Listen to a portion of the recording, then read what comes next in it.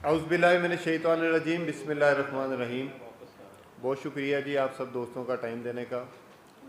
Election के हवाले से मैं अर्ज़ करूँगा कि जैसे आगे बात हुई कि लास्ट ईयर IT इंचार्ज को अगवा किया गया और लास्ट ईयर इलेक्शन का उस वक़्त भी फॉरेंसिक का बहाना बनाकर IT इंचार्ज को सिर्फ अगवा नहीं किया गया, उसको अफसे बेजा में भी रखा गया, उस पर तशद्दुद भी किया गया और कोशिश की गई कि उससे ऐसी स्टेटमेंट ली जाए जिसमें वो बताए या वो कोई ऐसी बात करे कि जी ये बायोमेट्रिक सिस्टम जो है इसमें कोई डिफेक्ट है।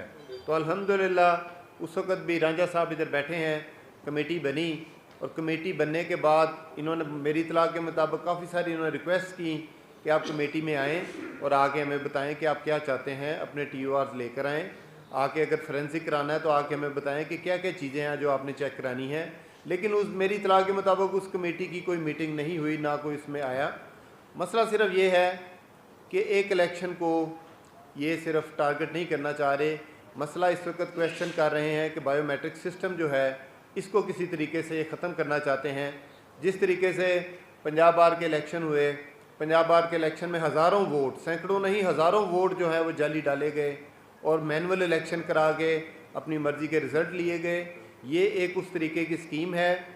बाकी रही बात हमारे इलेक्शन की, तो उसमें मैं अर्ज़ करूँगा हमारे इलेक्शन से एक दिन पहले डेमो हुआ, तमाम कैंडिडेट्स को उधर बुलाया गया, इलेक्शन बोर्ड ने तमाम कैंडिडेट्स उधर आए, हर कैंडिडेट ने उसको सिस्टम को चेक किया, उसके अंदर वोट डाला, वोट डाल के चेक किया कि वोट किसी और को तो नहीं पड़ रहा, वोट में कोई सर्वर में किसी किस्म का कोई इशू तो नहीं है।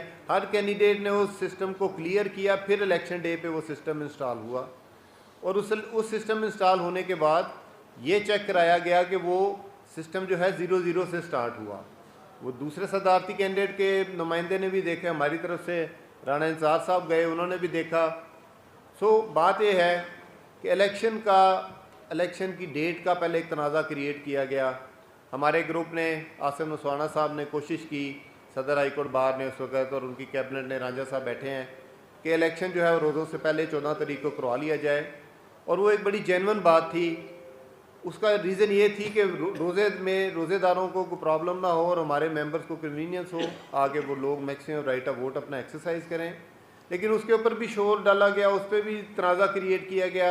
हमने उस वक्त भी तनाज़े से बचने के लिए हमने कहा जी आप बेशक रोज़ों में करा लें इलेक्शन, हम उसके लिए भी हाज़िर हैं।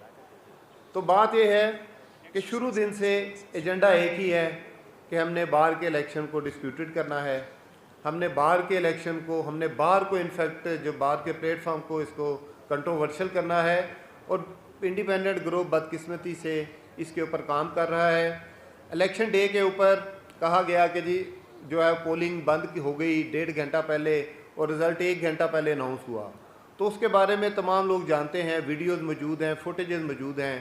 इंडिपेंडेंट ग्रुप के सरबरा ने IT इंचार्ज को जाके जवेद इकबाल ऑडिटोरियम में ज़दोकोब किया, उसको टॉर्चर किया, नदीम को। उसको टॉर्चर करने के बाद उसको ज़बरदस्ती अगवा करके अपने दफ्तर ले गए, अपने दफ्तर ले जाके उधर भी उस पर तशद्दुद किया गया। और उसके बाद ज़ाहिर है फिर जब IT इंचार्ज अगवा हो गया तो IT इंचार्ज के अगवा होने के बाद रिजल्टेंटली इलेक्शन बोर्ड को इलेक्शन उधर रोकना पड़ा और 10 मिनट का अल्टीमेटम दिया, आधे घंटे का दिया। इधर सारे सीनियर्स हमारे लीडरान मौजूद हैं, इन्होंने बड़ी कोशिश की कि किसी तरीके से इस इलेक्शन के प्रोसेस को कंटिन्यू करा के इसको पाया तकमील तक पहुंचाया जाए।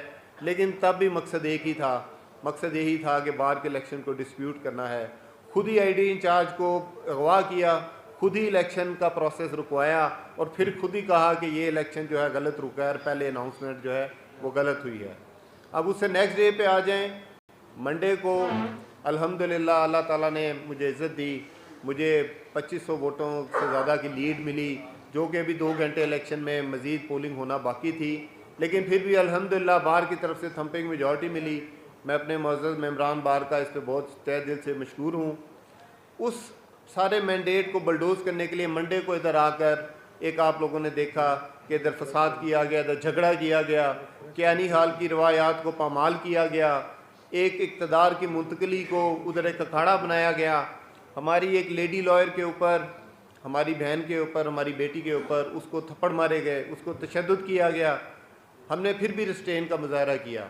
हमने कहा कि हम किसी किस्म के तनाज़े में नहीं जाना चाहते, हम नहीं चाहते कि वकला आपस में दस्तो गिरेबान हो, हम नहीं चाहते कि किसी भी बार के मुलाजम के अगवा की हम कोई FIR कराएं, लेकिन हमें मजबूर किया जा रहा है कि हम भी उनके साथ उसी ज़ुबान में बात करें जिस ज़ुबान में बात की जा रही है।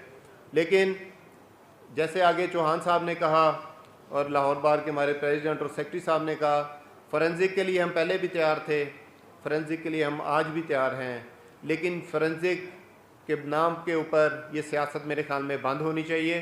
फ़ोरेंसिक अगर आपने कराना है तो आएँ, कमेटी बनी है, मसूद चिश्ती साहब आएँ, शफकत महमूद चौहान साहब मौजूद हैं, आप TOR डिसाइड करें, आप ये डिसाइड करें कि किसी इंडिपेंडेंट, फेयर और जो बायस जो एजेंसी ना हो, गवर्नमेंट की एजेंसी से हम फ़ोरेंसिक नहीं कराना चाहेंगे। जिस तरीके से ये गए हैं गैरिजन यूनिवर्सिटी में, इन्होंने जाके कांटेक्ट किया है कि हम फ़ोरेंसिक आपसे कराना चाहते हैं, हम किसी फ़ौजी इदारे की फ़ोरेंसिक को नहीं मानेंगे, किसी गवर्नमेंट के इदारे की फ़ोरेंसिक को नहीं मानेंगे। हाँ, फ़ोरेंसिक आप किसी अच्छे न्यूट्रल और क्रेडिबल इंस्टीट्यूट से कराएं, हम उसके लिए तैयार हैं। और बिल्कुल अल्हम्दुलिल्लाह ना हमारे में किसी किस्म का कोई प्रॉब्लम पहले था, आज भी हम यही चाहेंगे कि बार में इत्तेहाद हो, हमारे वकला आपस में दस्तो गिरबान ना हो, लेकिन हमारी शराफत को और हमारी जो है वो इस बात को कोई किसी किस्म की कमज़ोरी ना समझा जाए। हम बिल्कुल तैयार हैं अपने मैंडेट के तहफ़्फ़ुज़ करने के लिए। जो कोई हमारे साथ कोई इस तरह की हरकत करेगा उसको हम उसी की ज़ुबान में जवाब भी देंगे।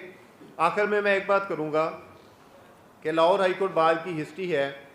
लाहौर हाई कोर्ट बार 1893 से इसके अपने रूल्स हैं और उन रूल्स के तहत ये बार चलती है और उन रूल्स को एक दफ़ा चैलेंज किया गया, बल्कि 2 दफ़ा चैलेंज किया गया। नासरा जुवैद इकबाल साहिबा का एक केस हुआ, लाहौर हाई कोर्ट में रिट हुई 2010 PLD, उसका पेज आई थिंक 175 है। उसमें नासरा जुवैद इकबाल बनाम मुनव्वर इकबाल गोंदल साहब, उनके दरमियान ये लिटिगेशन हुई और हाई कोर्ट ने ये डिसाइड किया कि पंजाब बार कौंसल या पाकिस्तान बार कौंसल की ये जुरिडिक्शन नहीं है। हाई कोर्ट बार ना प्रोविंशियल बार के अंडर आती है ना पाकिस्तान बार के अंडर आती है। हाई कोर्ट एक इंडिपेंडेंट बॉडी है और इसके अपने रूल्स के तहत ये गवर्न होती है और अपने रूल्स के तहत ये चलती है। रूल्स के तहत तमाम मामला हुए हैं और हम बिल्कुल किसी किस्म की हम नहीं समझते कि इसमें पंजाब बार की या पाकिस्तान बार की कोई मुदाखलत जो है वो अपना जायज़ है। ये बिल्कुल गैर आइनी है, गैर कानूनी है, विदाउट एनी लॉफुल अथॉरिटी है। और जो रेफरेंस भी बना के भेजा गया है पंजाब बार की तरफ से पाकिस्तान बार में, हम उससे समझते हैं कि ये हमें एक किस्म का चैलेंज देने की, शायद ये हमें गुस्सा दिला रहे हैं कि हम भी इनकी मेंबरशिप जो है इधर से कैंसिल करें या इस तरह का कोई इकदाम उठाएं। लेकिन हम इस तरफ नहीं जाएंगे, हम आज भी रेस्ट्रेन का मुजाहरा करेंगे। हम आज भी आपको यही कहते हैं कि आप आएँ, हमारे बड़ों के साथ बैठें और बैठ के जो माकूल बात है उसके लिए हम हर वक्त तैयार हैं। बहुत शुक्रिया।